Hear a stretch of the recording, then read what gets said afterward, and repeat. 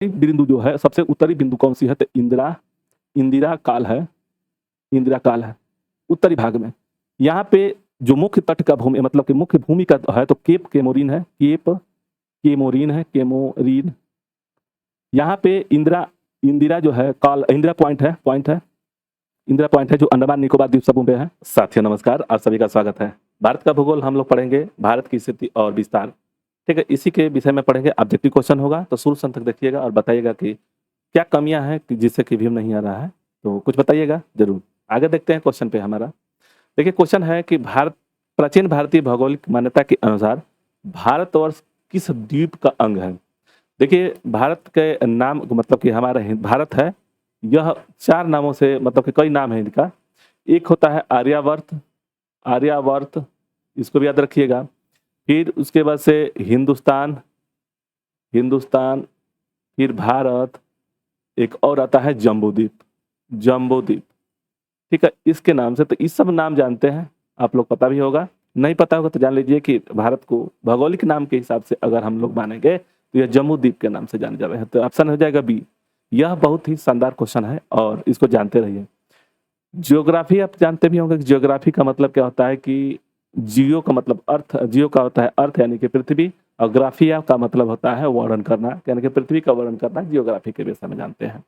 तो इसीलिए हम लोग आज भारत के भूगोल को पढ़ेंगे और उसकी स्थिति और विस्तार के बारे में समझेंगे। ठीक है, तो शुरू से अंत तक देखिएगा और बताइएगा। ठीक, देखिए दिया हुआ है दूसरा नंबर क्वेश्चन है कि सर्वप्रथम इंडिया शब्द का प्रयोग भारत के लिए किस भाषा में किया गया था?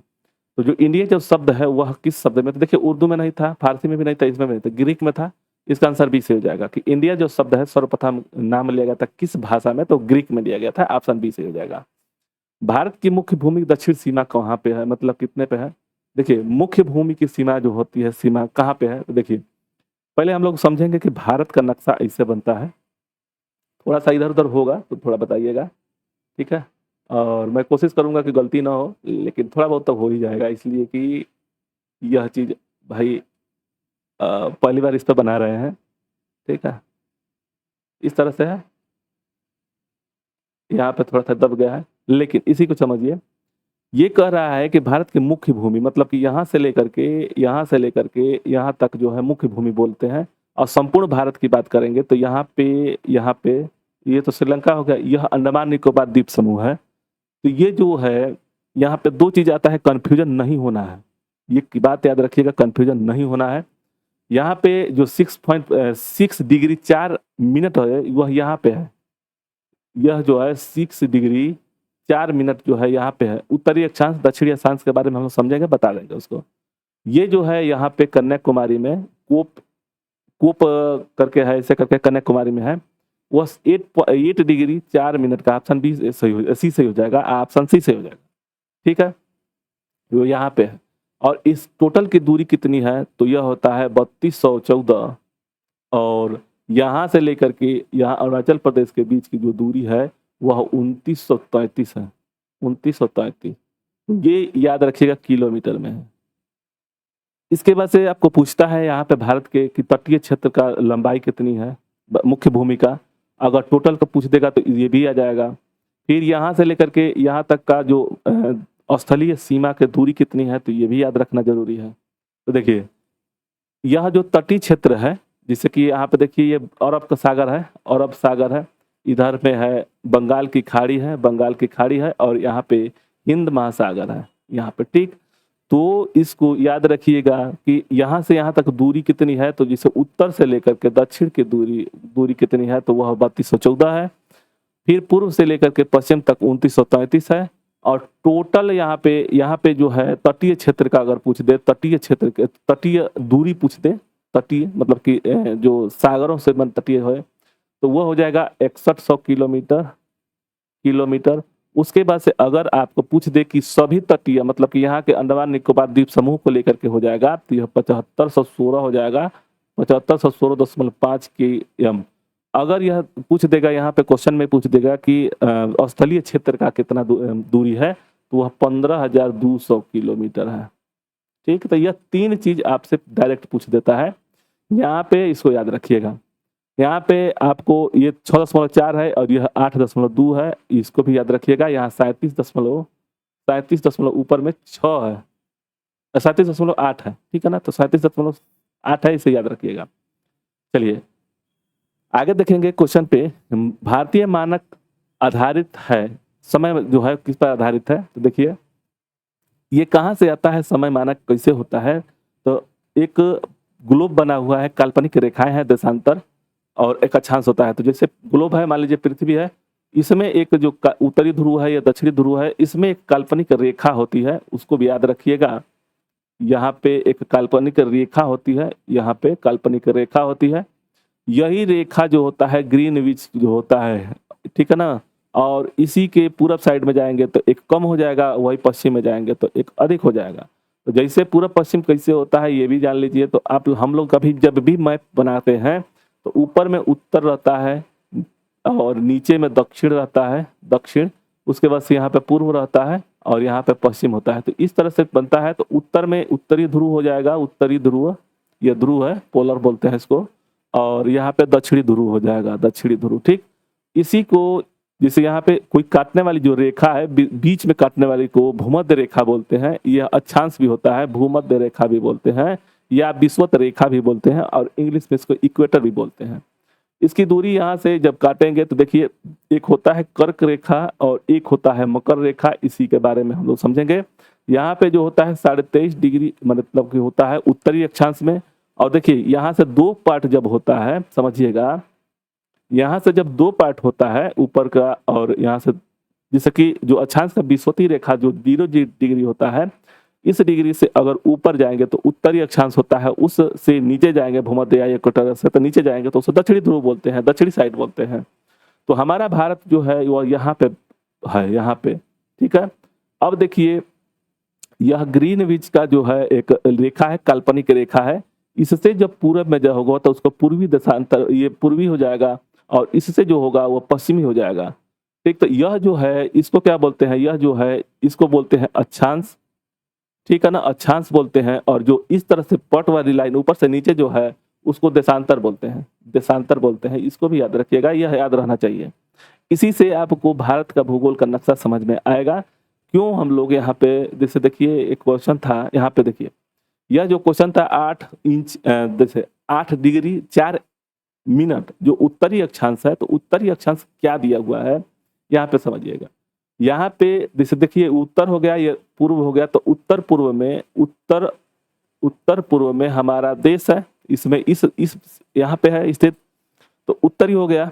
यह जो है इक्वेटर से कुछ दूरी पर है, यानी कि भूमध्य रेखा से कुछ दूरी पर है। वो दूरी कितनी है तो उसको भी याद रखिएगा, 876 किलोमीटर दूरी पे, मतलब कि भूमध्य रेखा से जो भारत की जो दूरी है 876 किलोमीटर दूरी पे है, ठीक है ना। तो ये कन्फर्म एकदम याद होना चाहिए। तो यह इसी के चलते इसको उत्तरी अक्षांश बोलते हैं और पूर्वी देशांतर बोलेंगे। यह जो है पूर्वी देशांतर, यानी कि इस ग्रीनविच से जब पूरब की साइड जाएंगे तो पूर्वी देशांतर होगा, जब पश्चिम में जाएंगे तो पश्चिम देशांतर होगा।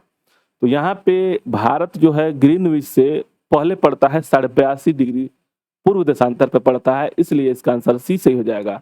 और इसी पे जो है हमारे देश में, मतलब कि भारत में मिर्जापुर में एक रेखा है जाती है जो 4 राज्यों से होकर के जाती है, उत्तर प्रदेश है, उड़ीसा है, ऐसे करके है, जहाँ पे इलाहाबाद से होकर के गुजरती है और वहीं से भारत का टाइमिंग होता है, बीचों बीच में है। मतलब कि भारत का जो समझिएगा, जो भारत है यहाँ से 2 पार्ट में इसको बांटता है, या इस साइड में और अरुणाचल प्रदेश के इस साइड में 2 पार्ट में। तो भारत की जो दूरी है, मतलब कि लंबाई, मतलब कि एक साइड से दूसरे साइड में 2 घंटे का अंतर होता है। और यहाँ पे जो भारत का जो यहाँ पे देखेंगे यह उत्तर प्रदेश है, यहीं से यह ग्रीनविच चलती है 82.5 डिग्री पूर्व देशांतर पे, ठीक है। और यह ग्रीनविच से 5.5 घंटे समय पहले बताता है, तो ये भी याद रखिएगा, 5.5 घंटे पहले घंटा बताता है, ठीक है ना। तो दोनों चीज याद रखिएगा कि हमारे देश में जो देशांतर है, भारत के देश में जो देशांतर है 82.5 पूर्वी देशांतर है 82.5 पे, और वह 82.5 है 5.5 घंटा पहले है ग्रीनविच से। तो इसलिए यहाँ पे एक दिन, मतलब कि 5.5 घंटे, जैसे ग्रीनविच पे अगर मान लीजिए 12 बज रहा है तो वह हम लोगों के यहाँ सुबह का 5 घंटे पहले ही बज जाएगा, ठीक है। तो इसलिए इसको याद रखिएगा, ये भी आता है क्वेश्चन पे। तो 82.5 डिग्री पूर्वी देशांतर है, ठीक। ऑप्शन सी से हो जाएगा। बहुत से क्वेश्चन मिलेंगे, आप लोगों को शुरू से देखिएगा अंत तक। चलिए, दिया हुआ है कि 5 नंबर क्वेश्चन है कि भारत का प्रमाणिक समय उस स्थान का स्थानीय समय जो स्थित है, कहाँ पे स्थित है। तो अभी हम लोग इससे पहले वाले में चर्चा किए थे कि देशांतर जो है वह 4 राज्यों से होकर गुजरता है और वह इलाहाबाद के समीप में है। जो इलाहाबाद के समीप में है, ऑप्शन सी से हो जाएगा इसका। ठीक है, तो इसी पर जो भारतीय प्रमाणिक समय है, इलाहाबाद के समीप है, उसी से समय हम लोगों को मापा जाता है। ठीक है, आगे देखेंगे। इंडियन स्टैंडर्ड टाइम और ग्रीनविच के टाइम में कितना अंतर है। तो देखिए, वही हम लोग बता रहे थे, जैसे ग्रीनविच से पूर्वी देशांतर पे जब जाएंगे तो 5.5 घंटे का अंतर आता है। तो वो 82.5 जो है ना, 82.5 जो था, 82.5, यह जो है 5.5 घंटे का अंतर आता है। यानी कि 15 जो डिग्री होता है वह कितने के बराबर होता है, 1 घंटे के बराबर होता है। तो 15 चौके 15 पचे 75 और 15 पचे 50, तो इसमें 15 का भाग देंगे तो कितना आ जाएगा, मतलब कि यहाँ पे 15 अगर डिग्री आता है, 15 डिग्री बराबर 1 घंटे के, तब देखिए 15 डिग्री बराबर 1 घंटा का बराबर होता है। तो यहाँ पे 15 का जब भाग देंगे तो कितना आ जाएगा, 15 पचे 75 और यह हो जाएगा 7.5 करीब, यानी कि इसका आधा, यानी कि यह 1/2 यही आता है। यानी कि 15 जो डिग्री होता है वह 1 घंटे के बराबर होता है। तो इसीलिए 82.5 पे जो जाता है, तो इसके बारे में आप लोग समझिएगा, 5.5 घंटे का अंतर आता है, वह पहले होता है। ठीक है, तो इसको याद रखिएगा, ऑप्शन सी से हो जाएगा। दिया हुआ है कि भारत की धूर दक्षिणी भाग की भूमध्य रेखा से कितनी दूरी है। अभी हम लोग इसके बारे में चर्चा किए थे। जो भारत का जो नक्शा है वहां पे याद रखिएगा, यह कह रहा है कि धूर मतलब कि जो दक्षिणी है, तो इक्वेटर जो भूमध्य रेखा है उससे कितना दूरी पर है, यही पूछ रहा है। तो हम लोग जानते हैं यह होता है, इसको याद रखिएगा, 876 किलोमीटर है। यह दूरी जो है 876 किलोमीटर है। अब इसको याद रखने के लिए देखिए 6, 7, 8, यानी कि पीछे से याद रखिएगा 6, 7, 8, यानी कि 876 किलोमीटर, ऑप्शन सी से ही हो जाएगा। नेक्स्ट देखेंगे कि भारत की स्थलीय सीमा की लंबाई कितनी है। स्थलीय सीमा की पूछ रहा है। इसमें देखिए सब, इसको छोड़ करके सब का सब सही है, मतलब कि सही का मतलब ना कि इसमें ऑप्शन में कंफ्यूज मत होइएगा। स्थलीय सीमा पूछा है, तो स्थलीय सीमा कौन से हो जाएंगे, तो जैसे भारत का जो नक्शा है इस तरह से 2-3 बार बनाएंगे ना तो आराम से आ जाएगा, आपको बहुत आसान से बन जाएगा। और इसको बनाने के लिए कोई दिमाग खा नहीं आदमी आता है, लोग ही बनाते हैं। 2-3 बार इसको बनाएंगे तो बन जाएगा। थोड़ा सा इधर उधर होगा लेकिन फिर भी समझ में आ जाएगा। देखिए, स्थलीय सीमा कौन सा कह रहा है, तो स्थलीय सीमा कह रहा है कि यहाँ से जैसे पाकिस्तान हो गया, बलूचिस्तान हो गया, अफगानिस्तान हो गया, चीन हो गया, नेपाल हो गया, चीन का ये पास हो गया, तो इसके कह रहा है कि स्थलीय जो सीमा है, मतलब कि पृथ्वी का जो धरती है उसका सीमा क्या है, तो वह जो है याद रखिएगा 15,200 किलोमीटर, ऑप्शन डी से हो जाएगा। यह जो सीमा जो दिया हुआ है यह 15,200 किलोमीटर है, भारतीय सीमा। मतलब कि भारत से जो सीमा सटे हुए हैं, पाकिस्तान, अफगानिस्तान, चीन, नेपाल, भूटान, बांग्लादेश, ये सब मिला करके 15,200 किलोमीटर है। ठीक है, अब यहाँ पे तटीय क्षेत्र का अगर पूछ दे कि तटीय क्षेत्र पर कितना किलोमीटर दूरी है, यहाँ से तटीय क्षेत्र का अगर पूछ दे तो यह हो जाएगा 6100 किलोमीटर, यह तटीय क्षेत्र का हो जाएगा। और उसके बाद से अगर यह देखिए एक और चीज पूछ देगा कि यहाँ पे अंडमान निकोबार द्वीप समूह है, यहाँ पे अंडमान निकोबार द्वीप समूह है, तो इसके बारे में अगर पूछ देगा कि यह मतलब कि टोटल तटीय, यह तटीय क्षेत्र और इसका भी तटीय क्षेत्र मिला करके कितना हो जाएगा, तो वह हो जाएगा 7516.5 किलोमीटर, ऑप्शन डी। यानी कि सभी जो तटीय क्षेत्र है, तटीय क्षेत्र जो है वह हो जाएगा 7516.5 किलोमीटर। अगर तटीय मुख्य भूमि के तटीय क्षेत्र पूछ देगा तो 6100 हो जाएगा, और स्थलीय क्षेत्र का अगर सीमा लंबाई पूछ देगा तो वह हो जाएगा 15,200 किलोमीटर, तो ऑप्शन इसमें डी से हो जाएगा। ठीक है, ये याद रखिएगा, ये सब बहुत ही कंठस्थ याद होना चाहिए। ठीक है, इसमें एक चीज और पूछता है कि यहाँ जो जहाँ गुजरात में और अरुणाचल प्रदेश की जो अंतिम बिंदु है वह कौन कौन से क्या नाम है, तो इसमें जो होता है सरक्रिक होता है, सरक्रिक है, क्रिक। और यह जो है वाला किवितु बोलते हैं, किवितु अरुणाचल प्रदेश में है। यहाँ पे इसको इंदिरा पॉइंट इंदिरा काल बोलते हैं, और यहाँ पे जो है इंदिरा पॉइंट बोलते हैं, अंतिम बिंदु। ये केप केमीकरण के इसे कुछ करके नाम है, केप होपेन है कि इसे करके नाम है तमिलनाडु में। तो ये मुख्य तट का जो है, मुख्य जो स्थल है वह यहाँ पे है, यानी कि कन्याकुमारी में है। और इंदिरा पॉइंट जो है यहाँ पे है, इसको पिग्मेलियन पॉइंट बोलते थे, यह अंडमान निकोबार द्वीप समूह पे है, तो ये भी पूछ देता है। ठीक है, चलिए आगे देखेंगे कि द्वीपों सहित भारत के तटीय क्षेत्रों की लंबाई कितनी है। तो तटीय क्षेत्र यानी कि द्वीपों सहित, यानी कि जो भारत में जो द्वीप थे यहाँ पे, इसके सहित, तो इसको हम लोग अभी पढ़े थे 7516 किलोमीटर, तो इसका आंसर सी से हो जाएगा। और यह तटीय क्षेत्र है, यानी कि मुख्य भूमिका तटीय क्षेत्र है, भूमिका तटीय क्षेत्र है, तटीय क्षेत्र है, तो इसको भी याद रखिएगा। आगे देखेंगे कि भारत की उत्तर से दक्षिण तक की लंबाई कितनी है। जो भारत से ऊपर से लेकर के नीचे तक की लंबाई कितनी है, तो वह हो जाएगा 3214 किलोमीटर। ऑप्शन सी से हो जाएगा, बी से हो जाएगा। और यह जो है पश्चिम से लेकर के अरुणाचल प्रदेश के बीच की जो दूरी है वह 2933 किलोमीटर है। ठीक, तो इसका आंसर क्या हो जाएगा, इसका आंसर हो जाएगा ऑप्शन बी। नेक्स्ट देखेंगे कि भारत की पूर्व से पश्चिम तक की लंबाई कितनी है, तो इसी के बारे में हम लोग समझे थे, तो यह हो जाएगा ऑप्शन ए।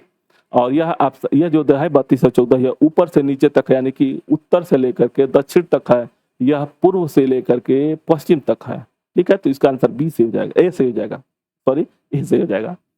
दिया है कि भारत की तटीय रेखा की लंबाई कितनी है। तटीय रेखा यानी कि गुजरात से लेकर के कन्याकुमारी और इधर बांग्लादेश तक, मतलब कि यह जो अरब सागर से लेकर के यहाँ तक है, यह जो तटीय क्षेत्र है इसको पूछ रहा है, तो यह 6100 किलोमीटर है। कंफ्यूज नहीं होना है, एकदम सब कुछ बारीकी से हम बताने की कोशिश कर रहे हैं जिससे कि आप लोगों को कंफ्यूजन न हो। नेक्स्ट देखेंगे भारत का क्षेत्रफल विश्व में भौगोलिक क्षेत्रफल का कितना है। ये 3-4 चीज याद रखिएगा।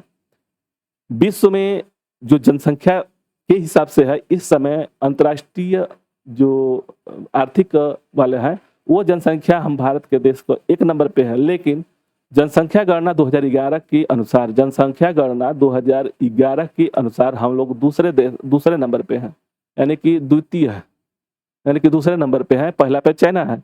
लेकिन अभी तक जनसंख्या गणना नहीं हुआ है, इसके तथ्य द्वितीय वर्ष, लेकिन अंतर्राष्ट्रीय आर्थिक कोष के अनुसार हमारा देश में 1 नंबर पर, मतलब कि पूरे विश्व में 1 नंबर पे है जनसंख्या में। ये तो समझ में आ गया। कह रहा है कि भारत का क्षेत्रफल विश्व के कुल भौगोलिक क्षेत्रफल में कितना है। तो जैसे अगर 100% पूरा विश्व में धरती है, उसमें से 2.4% जो है वह भारत का है, और इस पर जो जनसंख्या निवास करती है इस 2.4 पे, वह 17.5% पूरे विश्व का करती है। भारत की जो भौगोलिक, मतलब कि क्षेत्रफल है, क्षेत्रफल कितना है, मतलब कि क्षेत्रफल, ये भौगोलिक क्षेत्रफल है, वह 2.4% में पूछा है। लेकिन यहीं पे अगर किलोमीटर में पूछ दिया जाए तो 32,87,276 किलोमीटर है, 276 किलोमीटर है, 32,87,276 किलोमीटर है। ठीक है ना, तो ये 776 किलोमीटर, 32,87,776 किलोमीटर है, ये याद रखिएगा, आगे मिलेगा क्वेश्चन में। यहाँ पे देखिए कि भारत में कुल क्षेत्रफल का कितना प्रतिशत भाग पर्वतीय क्षेत्र माध्य समुद्र तल से 2134 मीटर या अधिक ऊंचाई के अंतर्गत आता है। तो ये आपको याद होना चाहिए। यह जो है 10.7% हो जाएगा। जो भारत के कुल क्षेत्रफल का कितना पर्वतीय क्षेत्र जो 2135 किलोमीटर से अधिक ऊंचाई के अंतर्गत आता है, वह आता है 10.7%, यानी कि भारत का प्रतिशत है, न कि 2.4% पूरे विश्व का। ठीक है, तो भारत का जो कुल क्षेत्रफल का 10.7% जो है पर्वतीय क्षेत्र है, तो इसका आंसर ए से हो जाएगा।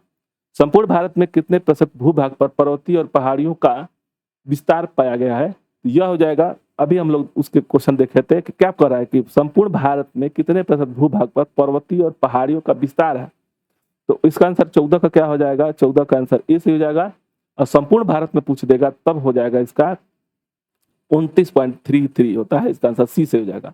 दिया है कि पर्वत और पहाड़ियों का है, यहाँ पे सिर्फ पर्वत क्षेत्र का पूछा है और पहाड़ियों का, तो इन दोनों में अंतर आता है थोड़ा सा। चलिए, दिया हुआ है कि 16 नंबर क्वेश्चन है कि संपूर्ण भारत में कितने प्रतिशत भूभाग पर पठार का विस्तार पाया जाता है। तो भूभाग पर, यानी कि पठार मतलब कि जहाँ पे रहन सहन हो, मतलब कि रहन सहन हो, जहाँ पे लोग रहते हो, पठार हो, तो वह हो जाएगा 27.7% होता है, इसका आंसर सी से हो जाएगा। संपूर्ण भारत में कितने प्रतिशत भूभाग पर मैदान का विस्तार है, तो मैदान का जो विस्तार है कितने प्रतिशत है, तो वह हो जाएगा 43%, ऑप्शन डी से हो जाएगा।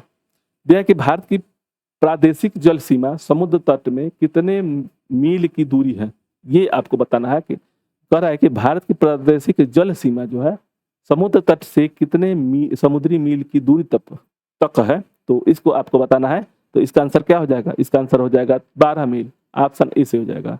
नेक्स्ट है, भारत की संलग्न क्षेत्र प्रादेशिक जल सीमा के आगे कितने समुद्री मील है? तो संलग्न क्षेत्र से प्रादेशिक जल सीमा के आगे कितने समुद्री मील की दूरी तक है? तो वह भी हो जाएगा ऑप्शन बी 24 मील है। इसका आंसर बी सी हो जाएगा। दिया हुआ है कि भारत का एकांतिक आर्थिक क्षेत्र संलग्न क्षेत्र के आगे कितने समुद्री मील की दूरी तक है? तो इसका आंसर क्या हो जाएगा? यह कहा कि एकांतिक आर्थिक क्षेत्र जो है संलग्न क्षेत्र के आगे कितने मील समुद्री मील की दूरी तक है?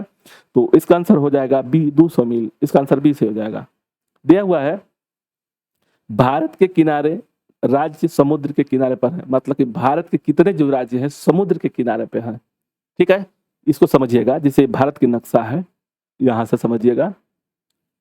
ठीक है, यहां से अब इस पूछ रहा है कि भारत के कितने समुद्री मतलब कि राज्य हैं जो समुद्र के किनारे स्थित है। देखिए यहाँ पे गुजरात हो जाएगा, मुंबई हो गया, गोवा हो गया, कर्नाटक, केरल, ऐसे करके है। तो वह 9 राज्य हैं जो समुद्री तट से किनारे पर बसे हुए हैं।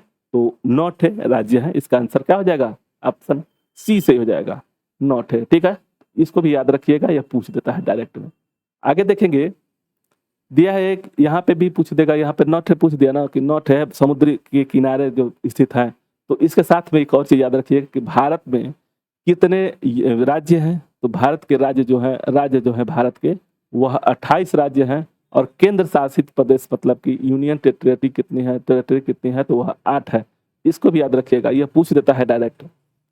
आगे देखेंगे कि भारत में सबसे लंबी तट रेखा वाला राज्य कौन सा है? तो तट रेखा वाला सबसे बड़ा जो राज्य है वो गुजरात है। ऑप्शन सी सही होगा, ऑप्शन सी सही हो जाएगा। गुजरात है सबसे ज्यादा जो तटी लंबी मतलब की रेखा है उसका। तो ऑप्शन सी से हो जाएगा गुजरात। ठीक है, चलिए आगे देखेंगे। क्वेश्चन है कि निम्नलिखित भारतीय राज्यों में से किससे होकर के कर्क रेखा नहीं गुजरती है? तो इसको याद रखिएगा, ट्रिक है। जिसे हम लोग देखे हैं कि भारत का जो नक्शा है उसमें एक कर्क रेखा है। जो कर्क रेखा कहाँ से गुजरती है? तो वह गुजरात, मध्य प्रदेश, छत्तीसगढ़, राजस्थान में भी है गुजरात, हाँ राजस्थान में भी है, गमछा पर झारखंड हो गया, बंगाल हो गया, और मिजोरम और त्रिपुरा। इस तरह से इसमें कौन सा? झारखंड हो गया, मध्य प्रदेश, उत्तर प्रदेश से लोग होकर के नहीं गुजरता। ये याद रखिएगा, यहाँ पर नहीं दिया हुआ है। तो इसके हिसाब से आंसर ए सही हो जाएगा। ठीक है, आंसर ए सही हो जाएगा। इसको ट्रिक याद रखिएगा कि कर्क रेखा पर कौन कौन से राज्य हैं? तो 8 राज्य हैं। इसको याद रखिएगा, 8 राज्य हैं। और तटीय क्षेत्र पर 9 राज्य हैं। उत्तर प्रदेश के बाहरी क्षेत्र पर जो रहते हैं वो 9 है। इसको कंफ्यूजन नहीं होना है। कर्क रेखा पर 8 राज्य हैं, याद रखिएगा। मित्र, गमछा, झार, मित्र पर गमछा झार, ठीक है ना। तो इस हो जाएगा मिजोरम, त्रिपुरा, पश्चिम बंगाल, राजस्थान, गुजरात, मध्य प्रदेश, झारखंड और छत्तीसगढ़। ठीक, तो इसको याद रखिएगा। कौन सी अक्षांश रेखा भारत के मध्य से होकर के गुजरती है? तो इसके बारे में देखिए, ग्लोब में है, ग्लोब में हम लोग पढ़े थे। 2 रेखा है, जो कर्क रेखा है और एक मकर रेखा है। यहाँ पे जैसे ये देशांतर है, तो यहाँ पे भारत का राज्य है, डिटेल में समझिएगा, उसको समझा दिए हैं। यही जो है कर्क रेखा है, कर्क रेखा जो भारत से होकर के बीचों बीच से होकर के गुजरती है। इसका क्यों ऐसा नाम पड़ा, जिससे कि क्यों इसको 23.5 डिग्री पर रखा गया था? और यहाँ पे भी 23.5 डिग्री, इसको कर्क रेखा, इसको मकर रेखा बोलते हैं, मकर रेखा। क्यों इसके, जैसे कि इसका कारण क्या है कि इसी के बीच में मतलब कि यह दोनों का बनाया गया है। तो उसका कारण यही था। देखिए, सूर्य की जो प्रकाश आती है सबसे सीधी मतलब कि उत्तरी क्षेत्र में आएगा, तो कर्क रेखा के पास, और यहाँ पे मकर रेखा। यानी कि देखिए, जब हम लोग के पास गर्मी और जैसे कि गर्मी और जाड़ा आता है, तो सूर्य का प्रकाश, देखिए गर्मी की वस्तु पर सूर्य का प्रकाश जो है सीधे यहाँ पे पड़ता है, यहाँ पे इस क्षेत्र में पड़ता है। और जाड़े में जब होता है हम लोग के यहाँ, जब जाड़ा पड़ता है, तो यहाँ पे जो है इस क्षेत्र पे चला जाता है। इसीलिए यहाँ पे हमेशा इसको उष्ण कटिबंधी बोलते हैं। उष्ण कटिबंधी, यहाँ पे सीधी रेखा में सूर्य का प्रकाश पड़ता है, उष्ण कटिबंधी इसीलिए बोलते हैं कि यहाँ पे गर्मी हमेशा पड़ेगा। और इसके बाद से एक और आता है 66.5 डिग्री पे भी आता है, लेकिन उसको उसके बाद मतलब को उष्ण शीतोष्ण बोलते हैं, इसको उष्ण कटिबंधीय शीतोष्ण बोलते हैं। तो वो अलग अलग चीज़ है, इसके बारे में हम लोग जब जलवायु में पढ़ेंगे तो समझ जाएंगे, समझा देंगे। लेकिन यहाँ पर कर्क रेखा और मकर रेखा के बीच में सूर्य का सीधी हमेशा मतलब कि थोड़ा सा टेढ़ा मारना पड़ेगा, लेकिन सीधी रेखा में उसकी किरण पड़ती है पृथ्वी पर, इसीलिए इसका काल्पनिक रेखा मकर रेखा और कर्क रेखा बनाया गया है। ठीक है, तो यहाँ पे अब इसको भी याद रखिएगा कि बड़ा दिन कहाँ कब होता है, छोटा दिन कब होता है। तो इसको याद रखने के लिए सबसे बढ़िया है, आप महेंद्र सिंह धोनी को नाम जानते होंगे। देखिए महेंद्र सिंह धोनी, और एक और चीज रखिएगा कहाँ के हैं, तो झारखंड के रहने वाले हैं। देखिए ये जून हो गया, ये मार्च नहीं, मार्च नहीं, हाँ मार्च हो गया, ये सितंबर हो गया, और यह दिसंबर हो गया। तो इस पर जो होता है ना, इस पे जो होता है विषुवत रेखा पे रहती है, यहाँ पे जून में आता है, यह कर्क रेखा पे आता है, और यहाँ पे दिसंबर में मकर रेखा पर सूर्य चला जाता है। तो ये चीज आपको याद होना बहुत जरूरी है। समय देखिएगा, ये 21 होता है, ये 21 है, ये 22 दिसंबर है, 22 दिसंबर, ये 23 सितंबर और 21 मार्च। ठीक है, इसको याद रखिएगा, एकदम कंठस्थ खोल खोल करके आप लोगों को समझा रहे हैं, आप लोग इस चीज को समझिएगा। इसमें जो अक्षांश जो होता है, अक्षांश कौन सा है, तो ये वाला है, यानी कि यह जो आंसर हो जाएगा, कर्क रेखा जो है भारत से मध्य से होकर के गुजरती है, भारत को दो बराबर भागों में बांट कर चलती है। ऑप्शन ए से हो जाएगा। दिया हुआ है कि कर्क रेखा जो है कितने राज्यों से होकर के गुजरती है, तो अभी हम लोग पढ़े 8 राज्य से होकर के गुजरती है। इसका आंसर क्या हो जाएगा 25 का, ऑप्शन डी से हो जाएगा। ये याद होना चाहिए, कंठस्थ एकदम से याद होना चाहिए। 8 है, यहाँ पे कंफ्यूजन नहीं होना है। कर्क रेखा जो है हमारे देश के मतलब कि 8 राज्यों से होकर के गुजरती है। उत्तर प्रदेश पे अगर लोग हैं तो 9 ऐसे राज्य हैं जो उत्तर प्रदेश से टच करता है, और जो तटीय क्षेत्र के राज्य हैं, तटीय क्षेत्र जो समुद्र से जुड़े हुए हैं, मतलब कि जो तटीय क्षेत्र पर है, भारत के तटीय क्षेत्र पर है, वह 9 है। तो कंफ्यूजन नहीं होना है, इसके इसलिए बार बार बता रहा हूँ। निम्नलिखित में से किस राज्य से होकर कर्क रेखा नहीं गुजरती है, तो अभी हम लोग मित्र गमछा झाड़ देखे थे, तो उड़ीसा से हम नहीं जाएगा, इसका आंसर इसे हो जाएगा। गुजरात से, राजस्थान से, बंगाल से, मध्य प्रदेश से, छत्तीसगढ़, झारखंड, पश्चिम बंगाल, मिजोरम और त्रिपुरा, इनसे 8 राज्य हैं, इनसे होकर के गुजरती है। यहाँ पे पूरा टोटल क्वेश्चन को जब पढ़ेंगे ना, तब आपको समझ में आएगा। जिसे कह देगा कि कर्क रेखा नहीं गुजरती है, आप लोग गुजरने वाली खोजेंगे तो यहाँ पे नहीं मिलेगा। तो ऑप्शन क्वेश्चन जो है शुरू से अंत तक पढ़ना होता है, इसमें ऑप्शन ए से हो जाएगा। नेक्स्ट देखेंगे कि भारत का वह राज्य जिसे होकर कर्क रेखा गुजरती है, आपको याद होना चाहिए। गुजरात, राजस्थान, मध्य प्रदेश, छत्तीसगढ़, झारखंड, पश्चिम बंगाल, मिजोरम और त्रिपुरा। इसमें बिहार से ऐसे कौन सा कह रहा है कि गुजरती है, किससे, वह झारखंड से होकर के गुजरती है, ऑप्शन डी से हो जाएगा। ये दोनों तो ऊपर में है, ऊपरी क्षेत्र में तो ये होगा नहीं, बिहार और झारखंड में आपको समझ में नहीं आएगा, तो ये याद रखिएगा। बिहार से कट करके जो बना है झारखंड, उससे जाती है, और मध्य प्रदेश से कट करके छत्तीसगढ़ बना है, उससे होकर के गुजरती है। ठीक है, तो ये कंफ्यूजन नहीं होना है। गुजरात, राजस्थान, झारखंड, छत्तीसगढ़, पश्चिम बंगाल, मिजोरम, त्रिपुरा, ऐसे करके है। ठीक है, चलिए। भारत की मुख्य भूमि के दक्षिणी नोक, मुख्य भूमि की दक्षिणी नोक का नाम क्या है? देखिए यही क्वेश्चन पे हम थोड़ा सा केप नाम था, याद, ये इसको याद रखिएगा। देखिए कंफ्यूजन यहाँ पे भी नहीं होना है, यहाँ पे 2 चीज को याद रखना है आपको। जैसे भारत का नक्शा है, ठीक है, इसको कई बार इसलिए बना रहे हैं, यहाँ पे अंडमान निकोबार द्वीप समूह है, समझिएगा, यहाँ पे श्रीलंका है। अब एक चीज याद रखिएगा कि मुख्य भूमि से कह रहा है, तो ये जो है मुख्य भूमि से है, और यह समुद्र के चारों ओर से बना हुआ है, समुद्र के बीच में है, प्रवाल भित्ति से बना हुआ है अंडमान निकोबार द्वीप समूह, अंडमान निकोबार द्वीप समूह। ठीक है, लक्षद्वीप पे, तो लक्षद्वीप इस साइड में है। ठीक है, समझिएगा। यहाँ पे कन्याकुमारी में केप केमोरीन है, केप केमोरीन है, केप केमोरीन है, केमोरीन। और यहाँ पे जो है इंदिरा पॉइंट है, यहाँ पे इंदिरा पॉइंट है, ये हमारे पीछे आ जाएगा रहा होगा। यहाँ पे जो है इंदिरा पॉइंट है, इंदिरा पॉइंट। ठीक है, तो इसको याद रखिएगा कि इंदिरा पॉइंट जो है अंडमान निकोबार द्वीप समूह में है, और केप केमोरीन जो है यह तमिलनाडु में कन्याकुमारी के पास है। ये एकदम कंठस्थ याद होना चाहिए। यह दक्षिणी नोक पूछ रहा है कि मतलब कि यह दक्षिणी नोक है। उत्तरी नोक में आपको पूछेगा तो वह इंदिरा पॉइंट हो जाएगा, इंदिरा कॉल हो जाएगा, इंदिरा कॉल, इंदिरा कॉल हो जाएगा। इस साइड में सरक्रीक है, कच्छ का रण भी बोलते हैं उसको, कच्छ के रण के जिला है सरक्रीक, एक स्थान है सरक्रीक है। और इसमें किवीतु है, वालांगू है, किवीतु किवीतु वालांगू भी बोलते थे। यह अरुणाचल प्रदेश में, तो यह चारों धाम मतलब कि चारों पृथ्वी, जैसे हमारे भारत के पूरब का कौन सा है तो किवीतु, पश्चिम है सरक्रिक, उत्तर में है इंदिरा कौल और दक्षिण में है मुख्य, अगर मुख्य नोक की बात कर दिया जाए, भूमि की बात कर दिया जाए तो केप केमोरिन है। और अगर भारत से मतलब भारत का अगर पूछ देगा अंतिम बिंदु तो इंदिरा पॉइंट या पिगमिलियन पॉइंट था। ये भी याद रखिएगा, कहीं भूलना नहीं है इसको, ठीक है। तो 4 चीजें बता दिए इस क्वेश्चन से, एक से। आगे देखेंगे कि भारत के दक्षिण में सबसे दूरस्थ स्थल कौन सा है, यही चीज आपको याद रखना है। भारत के दक्षिणतम दूरस्थ यहाँ पे पूछ रहा है, यहाँ पे यह है इंदिरा पॉइंट है, इसको याद रखिएगा। केप केमोरिन है वह मुख्य जो भारत की जो है मुख्य भूमि का दक्षिणतम नोक है, वह तमिलनाडु में है। और निकोबार द्वीप समूह, अंडमान निकोबार द्वीप समूह में इंदिरा पॉइंट है।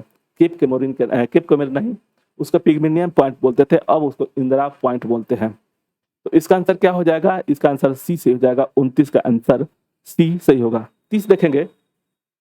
अब देखिए यहाँ पे वही चीज हम बता रहे थे आपसे कि इंदिरा पॉइंट का अन्य नाम किस नाम से जानते हैं, तो पिगमेलियन पॉइंट जानते हैं। इसका आंसर सी से हो जाएगा।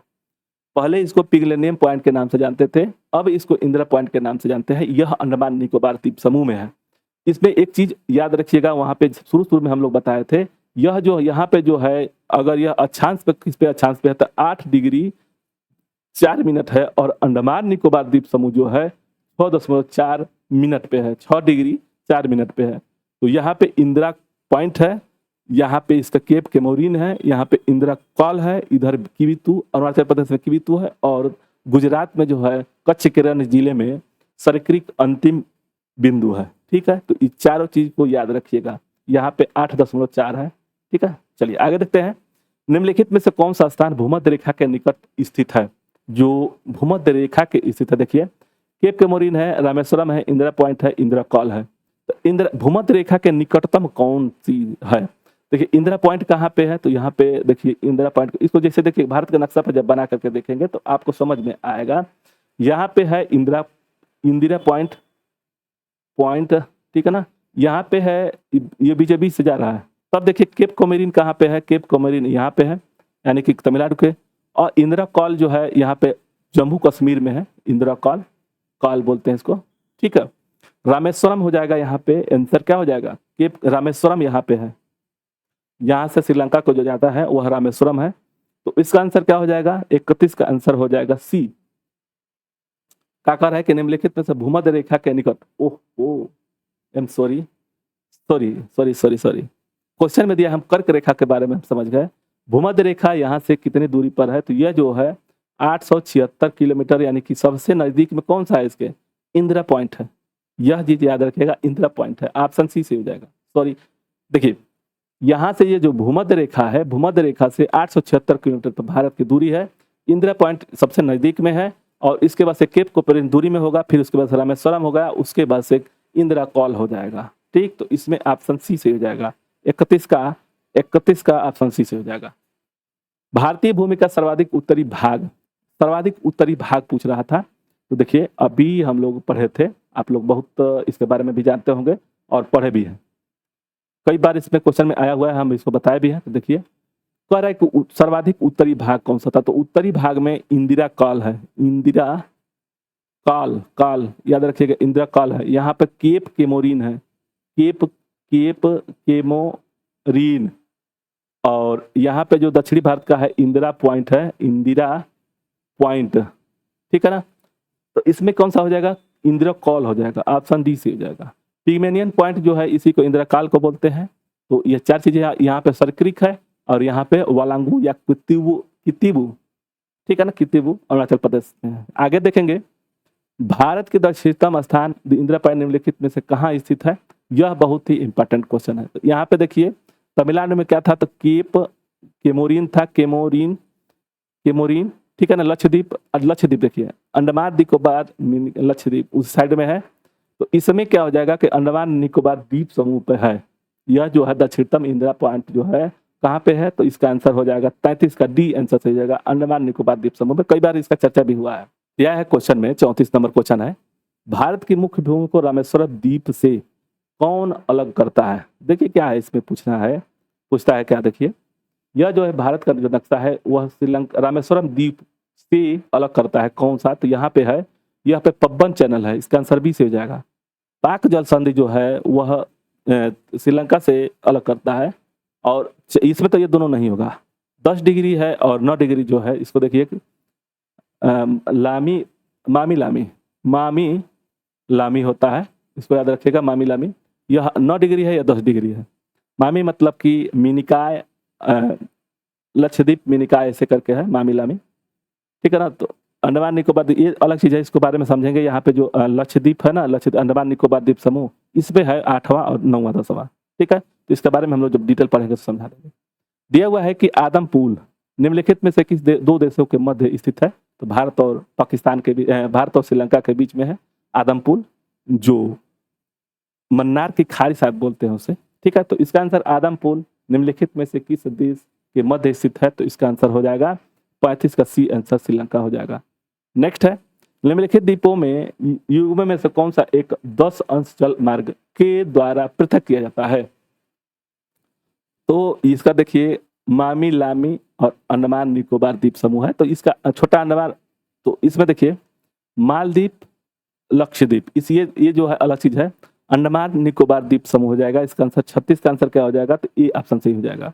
देखिए यह जो 10 डिग्री है, तो 10 डिग्री कौन सा है? 10 डिग्री अंडमान निकोबार द्वीप समूह का है। मामी लामी, लामी जो है, मामी जो है 8 पे है, 9 पे है लामी, यानी कि यह वाला हो जाएगा लक्षद्वीप वाला, ठीक। तो इसको याद रखिएगा, यह 8वां पे हो जाएगा ये। अच्छा एक चीज और समझिएगा कि 10 अंश डिग्री क्या है। तो देखिए हम लोग क्या समझे थे, भारत का जो नक्शा में हम लोग देखे थे कि यहाँ पे 8 डिग्री 4 मिनट का जो है, और यहाँ पे था अंडमान निकोबार द्वीप समूह 6 डिग्री 4 मिनट पे था। यहाँ से एक जैसे ये जो है ना अक्षांश देशांतर अक्षांश जो खींचा जाता है, तो भूमध्य रेखा से जब ऊपर जाएंगे तो यही जो है 1 डिग्री 2 डिग्री 3 डिग्री ऐसे करके जाता है, यानी कि 0 हो गया तो 1 2 3 4 5 ऐसे करके जाता है। वही चीज है ये, यही पूछ रहा है कि 10 अंश पे कौन सा जल मार्ग है? अंडमान निकोबार द्वीप समूह है, तो ऑप्शन हो जाएगा ए। दक्कन पास किसके बीच स्थित है? ये आपको बताना है। दक्कन पास अंडमान निकोबार दक्षिण अंडमान मध्य अंडमान हो गया, तो ऐसे करके कौन सा है? दक्कन पास। तो यह भी उसी साइड में है, जैसे कि 8 9 10 और दक्कन पास। तो इन चारों को चीज को एकदम कंठस्थ पूछ देता है डायरेक्ट। तो इसका आंसर क्या हो जाएगा? सी, दक्षिण अंडमान और छोटा अंडमान हो जाएगा। इसका आंसर सी से हो जाएगा।